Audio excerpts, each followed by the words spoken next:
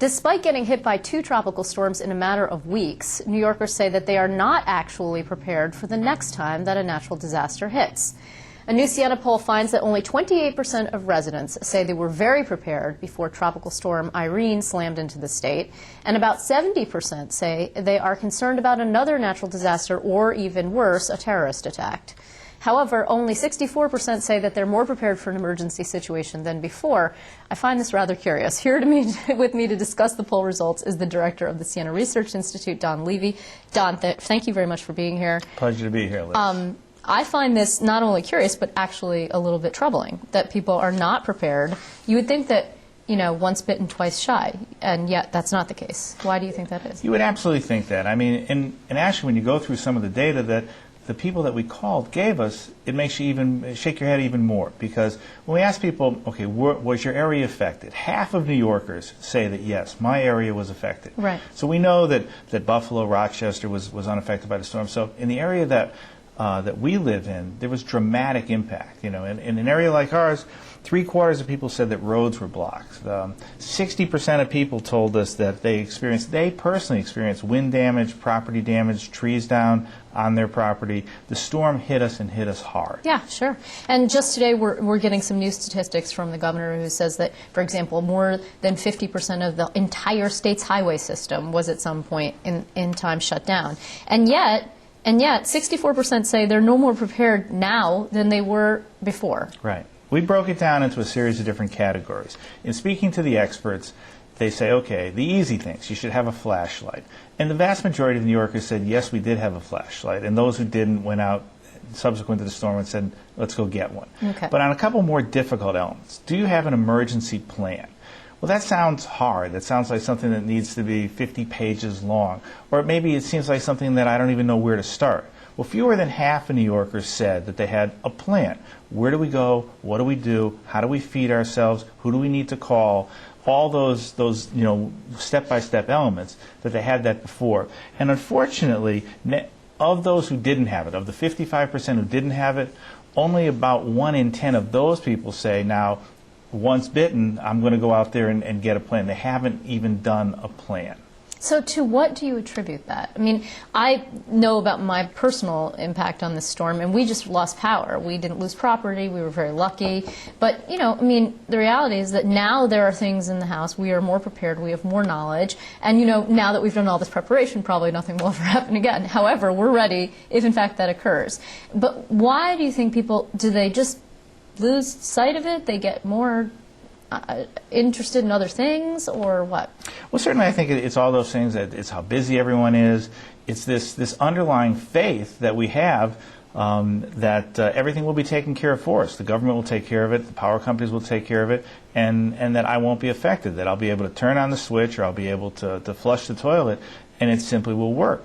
I think what a storm like this points out is how very, very quickly the only one that you have to rely on truly is yourself. Right. Anecdotally, you know, we had a situation where I live. A tree fell down across the road. It blocked traffic. Some people from the highway department came out and put cones across the road, but people were just driving past the cones, and then they didn't know what to do. And suddenly they were driving across my lawn or my neighbor across the street's lawn. My neighbor across the street... They're driving on your lawn. Yeah, they just didn't know what to do. The social fabric, the rules that we all live by, break down pretty quickly in the storm. Whoa. So I think to answer the why question, it really is hard to answer. It's not for a want of information. How to put an emergency plan together, how to take care of yourself for 48 or 72 hours until such time as the power company can get to you or the government can get to you. That information is available, but clearly a very, very small percentage of New Yorkers feel as though they need to go get it. Well, there's two things here. First of all, the administration was very effective in its response. And in one way, that's fantastic because we rely on them and we pay taxes, and we expect that as residents, as taxpayers. On the other side, it's a little bit of, you know, we expect you to take care of us, a ceding of responsibility, of personal responsibility, to a higher power, which in this case is the government. It is government's first job to do this. On the flip side, you also have a degree of responsibility for yourself and your property. What was also interesting is people are very concerned about another terrorist attack. In that case, you really can't do anything.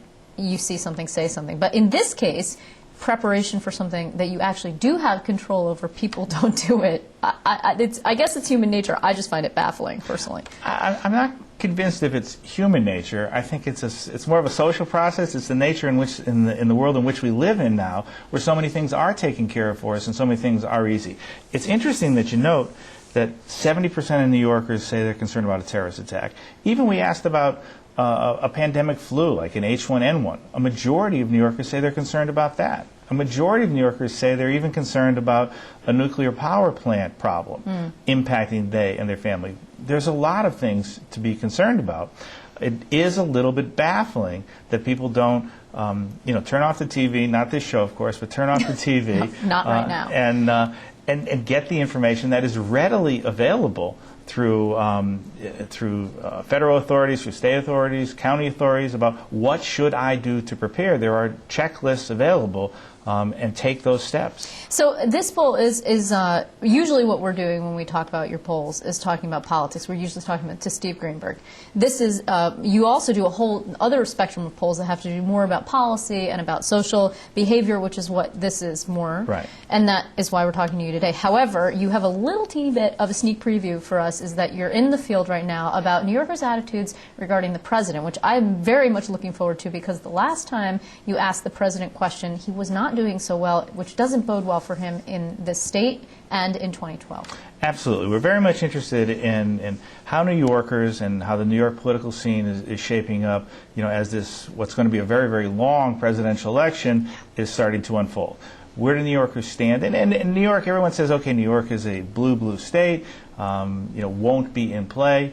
Whether that's true or not, what's very interesting to look at is how do New Yorkers feel about the President of the United States, the policies that the President of the United States unfolds, it seems now, almost on a daily basis. Right. So that's what we're looking at. We're looking at how New Yorkers feel about the President personally, how they feel about the manner in which he and his administration are conducting their jobs, the current policies, the current attempts to address the deficit, the jobs crisis in the United States. And we do that as part of trying to understand the fabric of life here in New York. We all face tremendous pressures economically, so now we're trying to sort of turn the lens around and ask New Yorkers, assess the president on a very, very long list of different aspects of his job performance. Yeah, it will be fascinating, because actually it is possible that a Republican could carry this state. The Republican who did carry this state twice was Ronald Reagan. He, by comparison, was not as conservative by a long shot as some of the folks who are currently making up the GOP field. So it'll be interesting. Is this going to include a head-to-head matchup against the? You will. Yes, okay. We will take a look at some of the leading Republican candidates at this point, get another early read on head-to-head, and as you would expect, we'll be following the 2012 election virtually every single month, some of the same questions, and then every once in a while we're going to try to take a little bit broader and deeper look at how New Yorkers are preparing for that election. Okay, and this comes out Friday? Yes. Good. So we will be bringing that to the viewers. In the meantime, I want to thank you, Don. It's great to talk to you, and this poll is really fascinating, so thanks very much for being here. My pleasure. Thank you.